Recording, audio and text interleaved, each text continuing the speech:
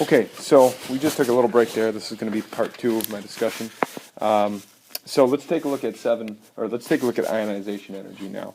Our next trend after atomic radius. Ionization energy is the energy required to remove an electron from a gaseous atom or ion. So we're only looking at gases here. Let's keep everything consistent. So if we have an element X and we remove its electron, it's now going to be X plus. It's going to become obviously a cation. And you might understand this is certainly going to be easier to do for metals. So let's take a look at a couple of metals. This is magnesium. All right, so it's going to take 735 kilojoules per mole to remove one electron from magnesium. We're going to call that the first ionization energy. So if we want to pluck off a single electron, that's the amount of energy it'll take. If we want to remove that second electron, it's going to take almost double the amount of energy to actually remove that particular second electron. But I want you to notice something now. If we wanted to get a little bit greedy and we wanted to remove a third electron, let's check out that ionization energy. Maybe you estimated this. Look at it, it's almost 6 times as high as the second ionization energy. And this is the reason. Core electrons are bound much more tightly than valence electrons. The two first ionization energies, this guy and this guy, are the ionization energies due to removing the valence electrons. When we try to go ahead and remove a core electron, like that guy, it gets much more difficult. So removing the valence electrons is simple, core electrons becomes more difficult. In general, as we go across a period, so as you go from left to right on the periodic table, the first ionization energies increases. So it becomes more difficult to remove an electron. And let's ask why this is. Well, first of all, electrons added in the same energy level, or principal quantum level, do not completely shield the increasing nuclear charge caused by adding protons. So even though we're adding some more electrons as we go from left to right, we're also adding more protons. That, in turn, causes a greater attraction to those valence electrons and makes them harder to remove. Also, electrons in the same energy level are generally more strongly bound from left to right on the periodic table. Okay? And we all understand that, gases, chlorine, fluorine, iodine, oxygen, when we write their ions, they're always negative. Okay? They're always gaining electrons. So obviously, removing an electron from one of them is going to be difficult to do. So let's take a look at the other direction now as we go from top to bottom. In general, as we go from top to bottom, the first ionization energy actually decreases. And this is simple, I think. We are adding more protons, but we also are adding more energy levels as we go down. And so those electron differences between like sodium and potassium and rubidium and cesium as we go from top to bottom in the alkali metals, we get more and more and more energy levels. So those valence electrons get further away from the nucleus. And so the energy decreases.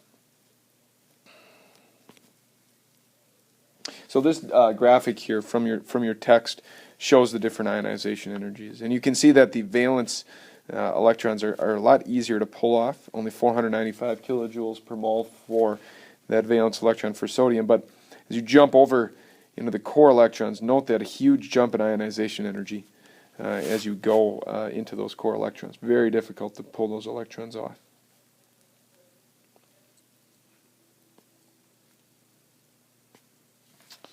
All right, so a short concept check here. Which atom would require more energy to remove an electron, and why? Well, even a first-year chem student might be able to say chlorine just because they know that chlorine wants to always gain electrons, but now you know why that is. Okay? It's going to require more energy to remove that electron because the electron is more tightly bound due to the increase in effective nuclear charge. You got more protons in that particular atom. Let's try one more here. Which atom would require more energy to remove the electron? This would be lithium, because it's got less energy levels. That valence electron is closer to the nucleus, much closer, so that allows it to be more difficult to be plucked off. All right, electron affinity. Electron affinity is the energy change that's associated with the addition of an electron to a gaseous atom. So this is kind of the opposite of ionization energy. So our equation now looks like this. We've now flopped that electron over to the other side. And in general, as we go across the periodic table from left to right, the electron affinities become more negative. Okay, these energies become more negative. So we actually have to add an electron on. That means that we don't have to put in energy. Okay, that means that energy is coming off. It's being eluted or being shot out. So this being an exothermic process, right? Okay, so it becomes more negative as we go from left to right. In general, electron affinity becomes more positive in going down a group from top to bottom. Okay, so we're really going to have to force that extra electron on as we go further down. And the reason there is because, again, the reason it's easy to put an electron onto something is because that electron, that valence electron, will then be close to the nucleus. If we get further and further away from the nucleus, as we go from the top to the bottom of the periodic table, then it's more difficult to convince that electron to stay on the atom. It doesn't have as good of a pull from the nucleus. All right, and finally, electronegativity. This is the trend I said that pops up in 8th, but I figured I'd introduce it here. This is very similar to electron affinity, but a little bit more useful, I believe. Electronegativity talks about the ability of an atom in a molecule to attract shared electrons to itself. So traditionally, electronegativity is only used when we're talking about covalent compounds. So how well does the atom attract the electron, the shared electron? If we take a molecule HX, let's, whatever X is, so hydrogen with X, the relative electronegativities of the H and the X atoms are determined by comparing the measured HX bond energy with the expected HX bond energy. So what that just says is the position of that electron is going to be based upon the bond energy. So how much energy does it take to break that bond?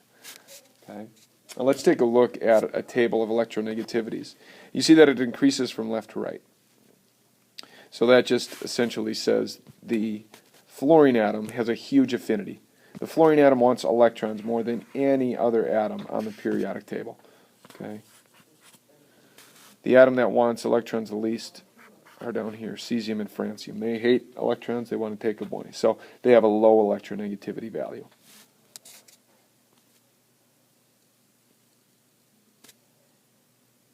So let's ask this. If lithium and fluorine react, which has more attraction for the electron? Again, I think a first-year chemistry student could figure out that it is going to be fluorine. But why is it fluorine? Okay, the reason it's fluorine is certainly because the valence electrons are closer, okay, to the nucleus, and so it's going to be easier to coerce an electron to kind of gravitate towards fluorine. How about fluorine and iodine, which has more attraction? Again, this is going to be fluorine has more attraction for an electron. In this case, the nuclear charge of iodine is greater. It's got more protons.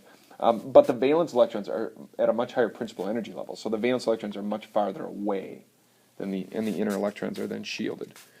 Okay, so the valence electrons for the fluorine, again, are closer. So that allows for an easier attraction. I get my little boxes in there in the wrong times.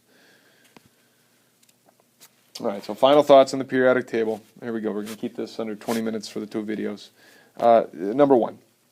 First of all, it's the number and type of valence electrons that primarily determine an atom's chemistry. I always say that the electron is kind of the most important subatomic particle because it really, really determines how the chemistry works. Electron configurations can always be determined from the organization of the table. Okay, so we can know where those electrons live just by looking at the table. And finally, that certain groups in the periodic table have special names and special properties. Put that on there. So they have special names and special properties, and we can see those properties repeated over and over and over again.